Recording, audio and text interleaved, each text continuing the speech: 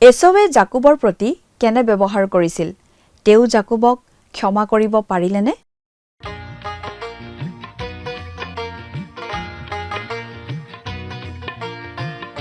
আজিৰে পবিত্ৰ ক্ষণতে উজ্বলি উঠা খ্ৰীষ্টৰ জ্যোতি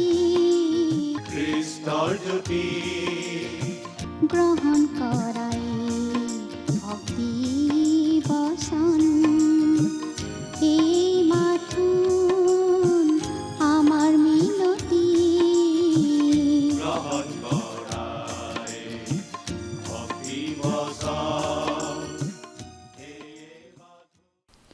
নমস্কাৰ। আমাৰ দৰ্শকসকললৈ প্ৰভু যীশুখ্ৰীষ্টৰ মহান নামত উষ্ম আদৰণি জনাইছোঁ।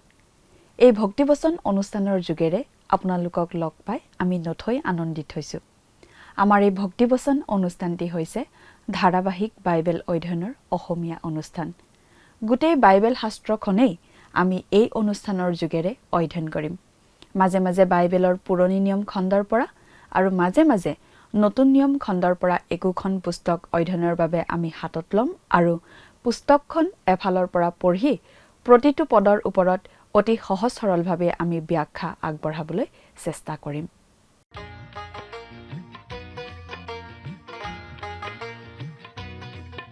প্ৰিয় দৰ্শক, যোৱা অনুষ্ঠানত বাইবেলৰ প্ৰথমখন পুস্তক অৰ্থাৎ আদি পুস্তকৰ 31 নম্বৰ অধ্যায়ৰ 8 নম্বৰ পদৰ পৰা শেষৰ পদলৈকে পঢ়ি তাৰ ভিত্তিতে আলোচনা আগবঢ়োৱা হৈছিল।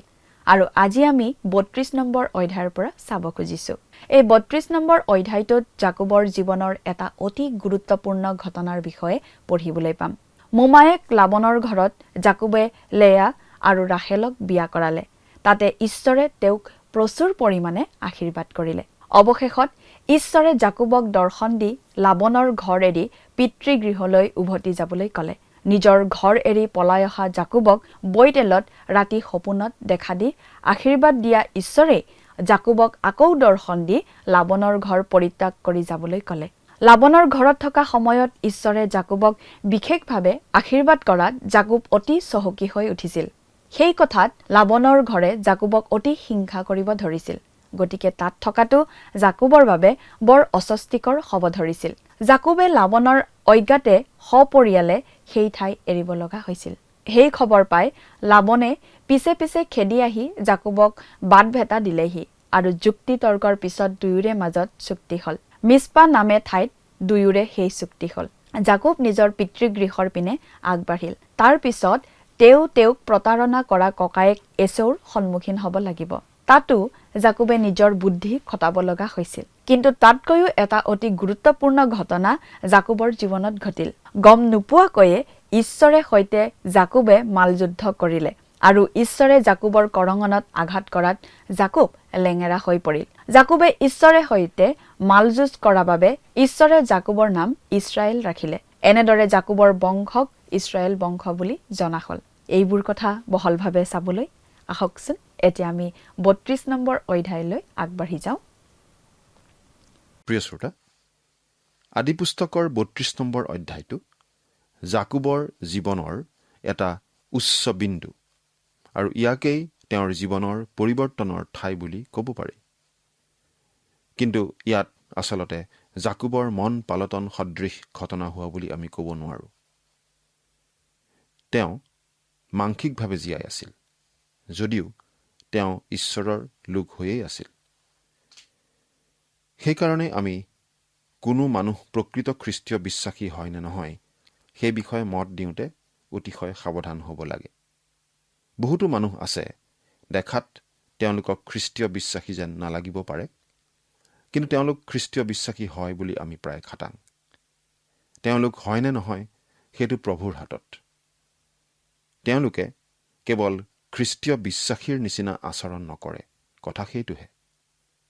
তেওঁলোক খ্ৰীষ্টীয় বিশ্বাসী হয় বুলি কোনো প্ৰমাণ তেওঁলোকে নেদেখুৱায়। আৰু এই জাকুবেও এনে একো প্ৰমাণ দিয়া নাছিল। কেৱল ঈশ্বৰে তেওঁক দেখা দিয়া সেই সাময়িক উদাহৰণ আৰু তেওঁ ঈশ্বৰৰ প্ৰতি দিয়া নামমাত্ৰ সঁহাৰিৰ বাহিৰে। এই জগতত ঈশ্বৰৰ প্ৰতিনিধি আৰু সাক্ষীস্বৰূপ জাকুব, অতি বিফল সাক্ষী আছিল। কিন্তু তেওঁ তেনেদৰে চলি থাকিব নোৱাৰে। গতিকে ঈশ্বৰে তেওঁৰ লগত কাৰ্য কৰিব, হস্তক্ষেপ কৰিব। আচলতে ঈশ্বৰে তেওঁক পাবলৈ তেওঁক লেঙেৰা কৰি পেলাব। প্ৰিয় শ্ৰোতা, আমাৰ প্ৰভুৱে আমাকো অনুশাসন কৰে।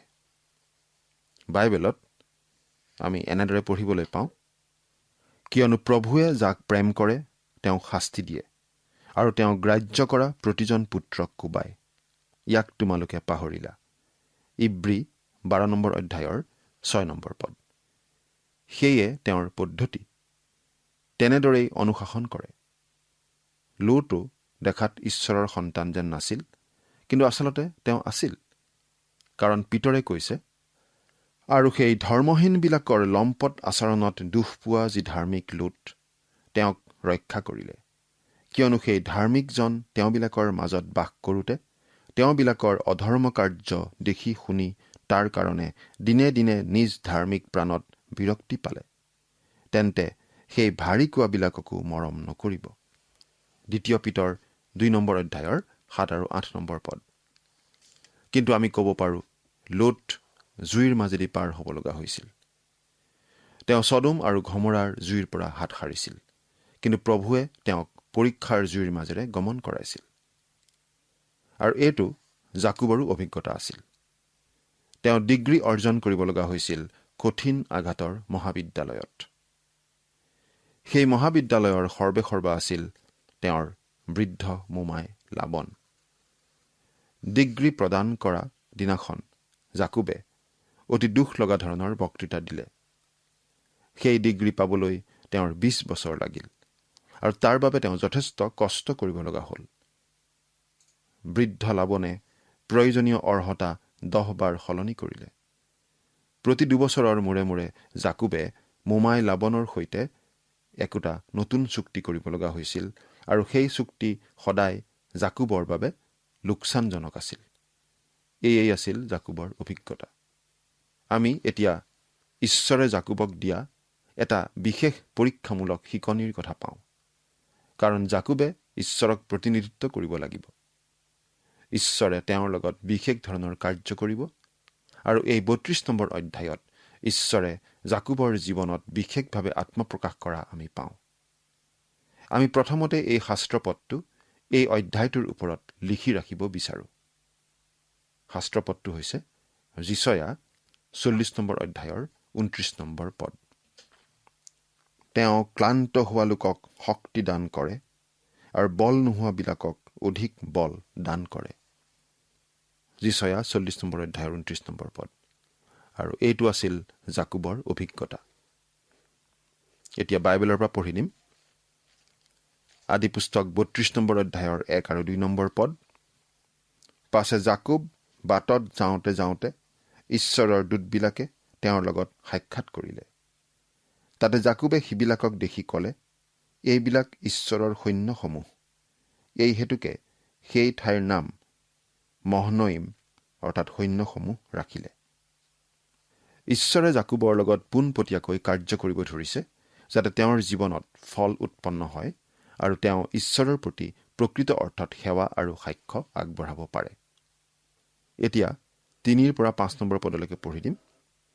পাছে জাকুবে তেওঁৰ আগতে ছেইৰ দেশ ইদুম অঞ্চললৈ তেওঁৰ ককাই এছৌৰ ওচৰলৈ দূতক এই আজ্ঞা দি পঠালে, তহঁতে মোৰ প্ৰভু এছৌক কবি যে আপোনাৰ বন্দী জাকুবে এইদৰে কৈ পঠাইছে, বোলে মই লাবনৰ তাত প্ৰবাস কৰি এতিয়ালৈকে আছিলোঁ।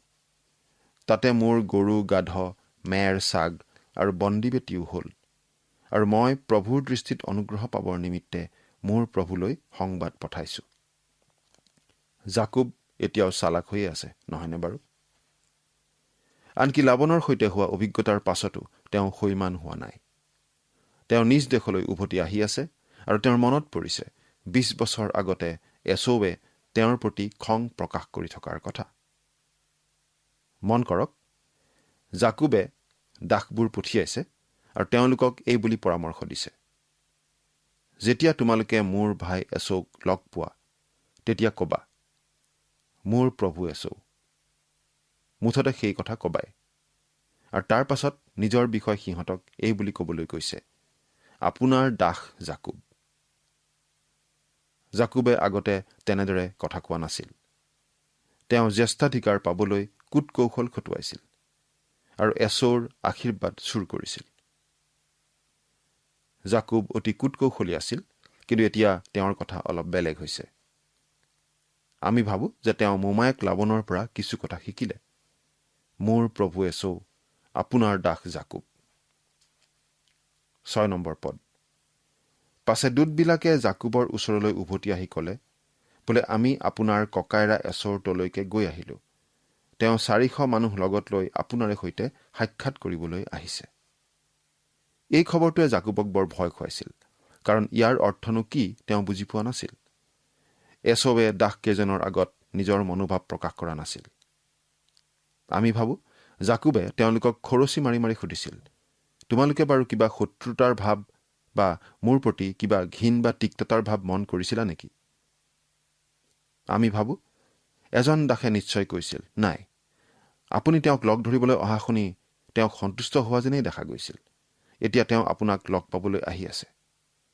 কিন্তু এছৌ সন্তুষ্ট যেন দেখা গৈছিল বুলি জানিও জাকুব সান্তনা লাভ কৰিব পৰা বিধৰ নাছিল। জাকুবে ভাবিছিল, কিজানি এতিয়া প্ৰতিশোধ লোৱাৰ সুযোগ অহা বুলি ভাবিও এছৌ সন্তুষ্ট হ'ব পাৰে। মুঠতে বেচেৰা জাকুবৰ মন অস্থিৰ হৈছিল। 7 আৰু 8 নম্বৰ পদ। তেতিয়া জাকুবে অতিশয় ভয় পোৱাত তেওঁৰ তৎ নাইকিয়া হ'ল। পাছে লগৰ মানুহবিলাকক আৰু গৰু মেৰ আদি সকলো জাকক আৰু উটবোৰকো দুদল কৰি ক'লে, এছৌ আহি যদি এদলক মাৰেহি, তথাপি অৱশিষ্ট দল ৰক্ষা পাব। জাকুবৰ দিন বেয়া পৰিছিল বুলি জাকুবে ভাবিছিল। তেওঁৰ ভায়েক তেওঁলৈ আহি থকা বুলি জানি তেওঁ মানুহবোৰক 2টা ভাগত ভাগ কৰিছিল। তেওঁ বুদ্ধি কৰিছে। তেওঁ ভাবিছে, যদি ককায়েকে এটা দলক আক্ৰমণ কৰে, তেন্তে আনটো দল পলাব পাৰিব। এতিয়া জাকুবে কি কৰিছে মন কৰক। তেওঁ বিপদত ঈশ্বৰৰ প্ৰতি আবেদন জনাইছে। 9 আৰু 10 নম্বৰ পদ। তেতিয়া জাকুবে ক'লে, হে মোৰ পিতৃ অব্ৰাহামৰ আৰু মোৰ পিতৃ ইছহাকৰো ঈশ্বৰ জিহুৱা, তুমি মোক কৈছিলা যে তোমাৰ দেশলৈ আৰু তোমাৰ জ্ঞাতিবিলাকৰ ওচৰলৈ উভতি যোৱা, মই তোমাৰ মংগল কৰিম। তুমি নিজৰ দাসলৈ যি সকলো দয়া আৰু সত্য ব্যৱহাৰ কৰিলা, মই তাৰ এফেৰিও যোগ্য নহওঁ।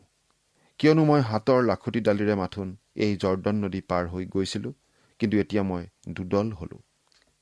এতিয়া এওঁ ঈশ্বৰৰ প্ৰতি আবেদন জনাইছে আৰু তেওঁৰ প্ৰতি কাটৰোক্তি জনাইছে এই ভিত্তিত যে তেওঁ তেওঁৰ পিতৃ অব্ৰাহামৰ ঈশ্বৰ আৰু দেউতাক ইছহাকৰো ঈশ্বৰ। আমি এতিয়া জাকুবৰ জীৱনত অলপ পৰিৱৰ্তন লক্ষ্য কৰিব ধৰিছোঁ। আমি এই প্ৰথমবাৰ তেওঁ এই বুলি কোৱা শুনিছোঁ, মই আপোনাৰ পৰা কণমানো কৰোণা লাভ কৰাৰ উপযুক্ত নহয়। প্ৰথমবাৰ তেওঁ এই কথাটো গ্ৰহণ কৰি লৈছে যে তেওঁ ঈশ্বৰৰ দৃষ্টিত এজন পাপীও হ'ব পাৰে। আপুনি বাৰু এই কথা জানেনে যে বহুতো খ্ৰীষ্টিয়ান আছে, তেওঁলোকে নিজকে পাপী বুলি মানি ল'ব নোখোজে। এজন বিখ্যাত প্ৰচাৰকে এই বুলি কৈছিল, মই বহু বছৰ ধৰি এজন মানুহক জানো, তেওঁক পাপী বুলি অলপ ধাৰণা দিব খুজিলেই খং উঠি যায়। তেওঁ কি কি কৰিছিল আৰু এতিয়া যে পৰিত্ৰাণ গ্ৰহণ কৰিলে সেই কথা মোক কৈছিল। আৰু এতিয়া তেওঁ নিজক পাপী বুলি নকয়, নিজকে পাপী নহয় বুলি কয়। কিন্তু প্ৰিয় শ্ৰোতা, তেওঁ এজন পাপী। আমি আচলতে প্ৰতিজন খ্ৰীষ্টীয় বিশ্বাসীয়েই পাপী, কিন্তু অনুগ্ৰহেৰে পৰিত্ৰাণ পোৱা পাপী। আমি এই জীৱনকালত লগত পুৰণি প্ৰকৃতি লৈয়ে আছো আৰু আনকি স্বৰ্গলৈ যাবলৈ আমি কোনো উপযুক্ত নহয়। আপুনি জানেনে, ইয়াক ঈশ্বৰে স্বৰ্গলৈ যাবলৈ নিদিয়ে, এই পুৰণি প্ৰকৃতিক। অমুকা তালৈ যাব নোৱাৰো। গতিকে ঈশ্বৰে মোক এটা নতুন প্ৰকৃতি দিব লগা হ'ল। পুৰণি প্ৰকৃতি মেৰামতি কৰাৰো উপযুক্ত নহয়। এতিয়া জাকুবে ক'বলৈ আৰম্ভ কৰিছে যে তেওঁ উপযুক্ত নহয়। যেতিয়াই কোনো মানুহে সেই ভিত্তিত ঈশ্বৰৰ ওচৰ চাপিব ধৰে, তেতিয়া ঈশ্বৰে তেওঁৰ লগত সংযোগ স্থাপন কৰে। জাকুবে এই মন কৰিবলগীয়া উক্তিটো কৰিছিল, মই হাতৰ লাখুটিৰে মাথোন এই জৰ্দন নদী পাৰ হৈ গৈছিলোঁ, কিন্তু এতিয়া মই দুদল হলো। তেওঁ হাতত থকা লাখুটিডাল মাত্ৰ সমল হিচাপে লৈ জৰ্দন নদী পাৰ হৈ গৈছিল। তেওঁৰ লগত মাথোন সেইডালেই আছিল, কিন্তু এতিয়া তেওঁ উভতি আহিছে আৰু এতিয়া তেওঁ 2টা বৃহৎ দল হৈছে। এয়াই জাকুব। 11 আৰু 12 নম্বৰ পদ। মই মিনতি কৰোঁ, মোৰ ককাই এছৌৰ হাতৰ পৰা মোক ৰক্ষা কৰা, কাৰণ তেওঁ আহি মোক আৰু মাকে সৈতে ল'ৰাবিলাকক বধ কৰিব বুলি মই তেওঁলৈ ভয় কৰিছোঁ। তুমি কৈছিলা, মই নিশ্চয় তোমাৰ মংগল কৰিম, আৰু সাগৰৰ যি বালি বাহুল্যৰ কাৰণে গণিব নোৱাৰি, তাৰ দৰে মই তোমাৰ বংশ বৃদ্ধি কৰিম। জাকুবে প্ৰকৃত অৰ্থতেই ঈশ্বৰলৈ ক্ৰন্দন কৰিছিল। সেই নিশাটো তেওঁৰ বাবে বৰ কঠিন নিশা আছিল। মূৰৰ বিষৰ টেবলেট খাবলৈকো নাছিল। 13 পৰা 15 নম্বৰ পদ।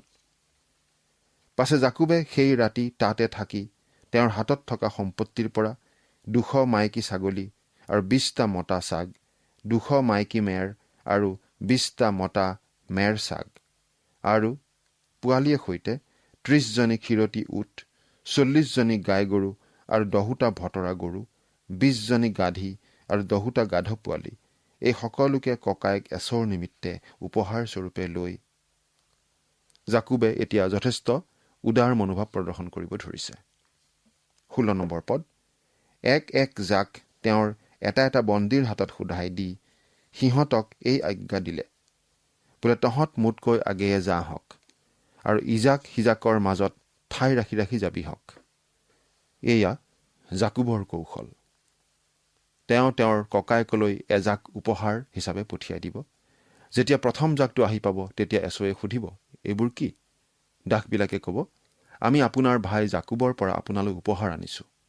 এছৌৱে সেই উপহাৰ গ্ৰহণ কৰিব আৰু অলপ আগবাঢ়ি গৈ একেধৰণৰ আন এটা জাক লগ পাব। তেওঁ দাসবোৰক সুধিব, তোমালোক কলৈ গৈ আছা?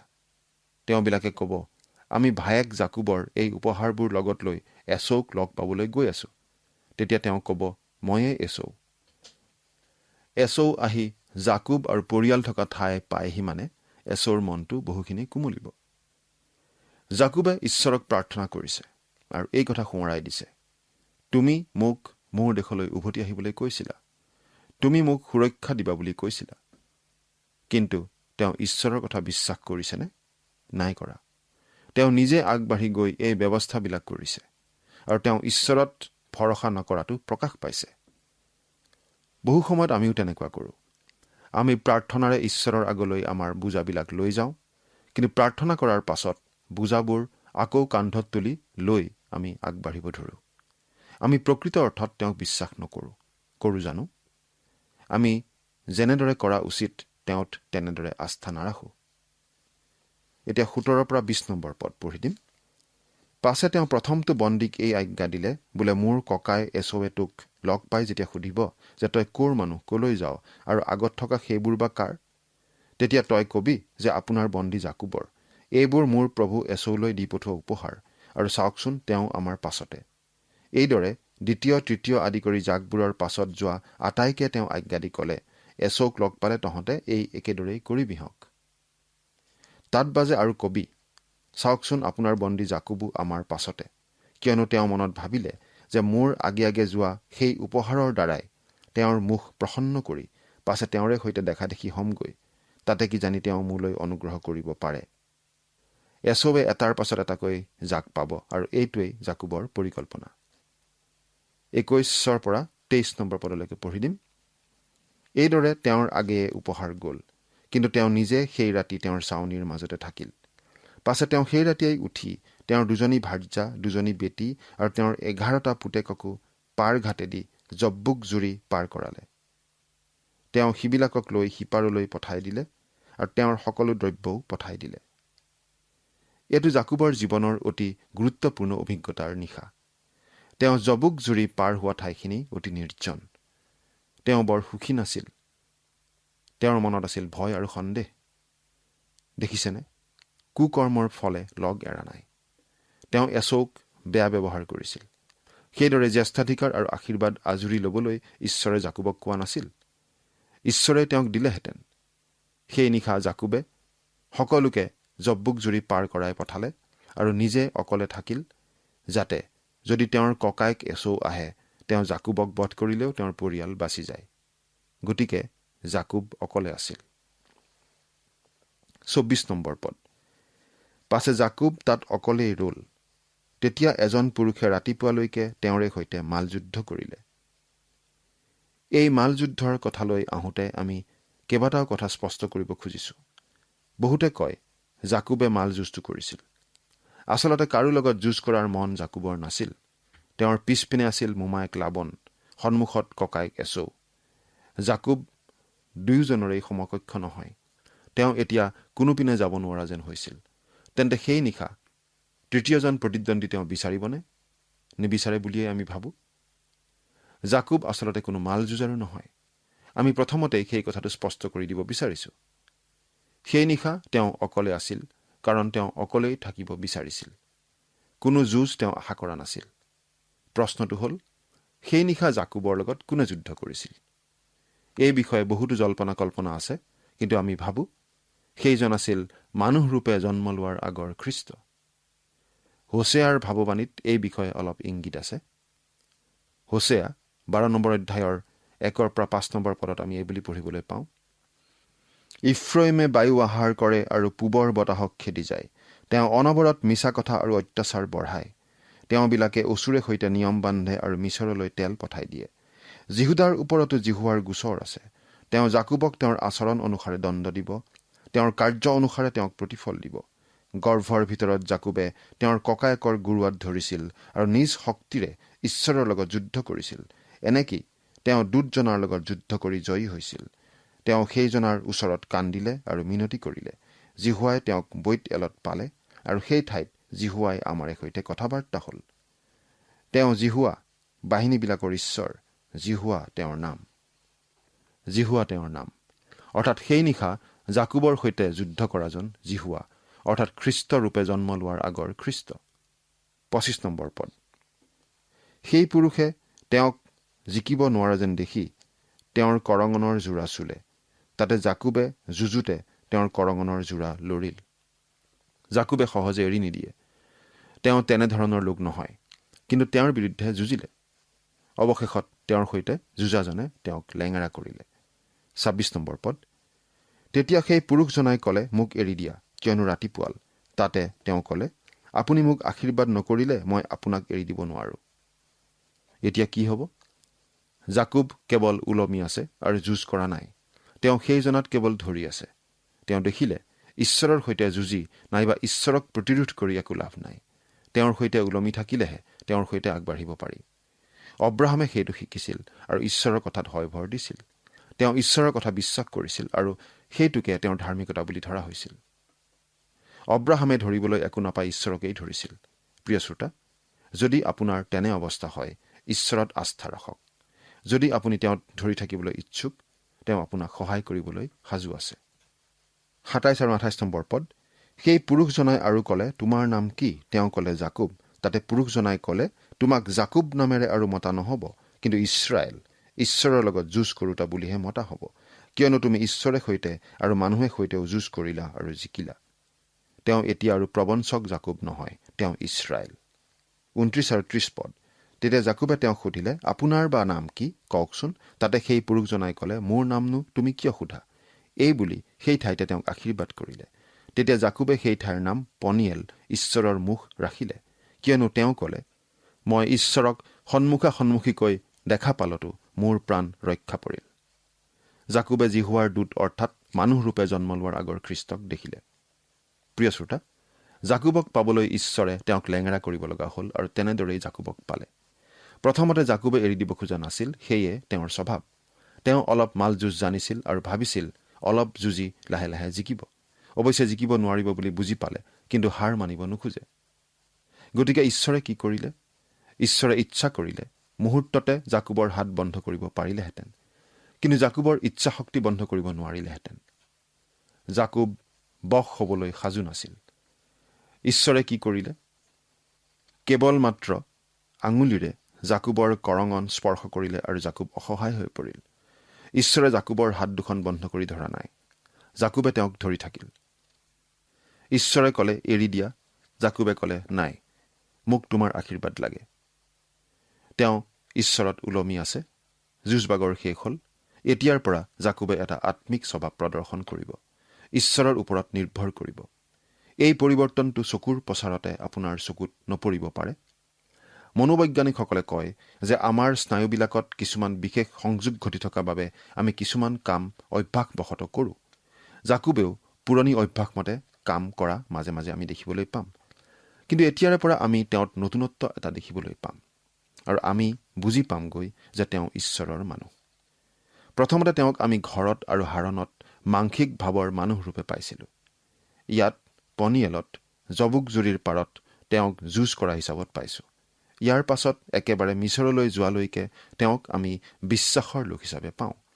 প্ৰথমতে মাংসিক মানুহ, তাৰ পাছত যুঁজ, তাৰ পাছত অৱশেষত বিশ্বাসৰ লোক। নতুন নিয়মত আন এজন ডেকাই ৰোমিয়া 7 নম্বৰ অধ্যায়ত তেওঁৰ সংগ্ৰামৰ কথা কৈছে। তৰ্চিছৰ চৌল, তেওঁৰ জীৱনত 3টা কাল আছিল। প্ৰথমতে বিশ্বাস কৰোঁতে তেওঁ ভাবিছিল তেওঁ খ্ৰীষ্টীয় জীৱন যাপন কৰিব পাৰিব। আমিও একেই ভুল কৰোঁ। কাৰো সহায় নালাগে বুলি ভাবোঁ, সহজ বুলি ভাবোঁ, কিন্তু নোৱাৰি। সেইটোৱেই কঠিন পৰ্যায় আৰু পৌলেও সেয়েই সমস্যা পাইছিল। পৌলে দেখিছিল পুৰণি প্ৰকৃতিত উত্তমতা নাই, নতুন প্ৰকৃতিটো শক্তি নাই। সেয়েহে তেওঁ ক্ৰদন কৰিছিল আৰু যীশুখ্ৰীষ্টৰ যোগেদিয়েই সেই শক্তি লাভ কৰিব পাৰি বুলি তেওঁ বুজি পাইছিল। প্ৰিয় শ্ৰোতা, আমি সকলোৱেই সেই কথা বুজি পোৱা উচিত। যীশুখ্ৰীষ্টৰ যোগেদিয়েই আমি সকলো চিন্তা কৰিব লাগিব, কাৰণ শক্তি তেওঁতহে। আমাৰ সকলোৰে ক্ষেত্ৰতেই সেই একেই কথাই খাটে। আমাৰ পুৰণি প্ৰকৃতিয়ে ঈশ্বৰক সন্তুষ্ট কৰিব নোৱাৰে। প্ৰিয় শ্ৰোতা, আপুনি বাৰু প্ৰভু যীশুতেই বিশ্বাস কৰি তেওঁৰ শক্তিৰে খ্ৰীষ্টীয় জীৱন যাপন কৰিবলৈ শিকিছেনে? চিন্তা কৰি চাওকচোন। ঈশ্বৰে আপোনাক আশীৰ্বাদ কৰক। আমেন।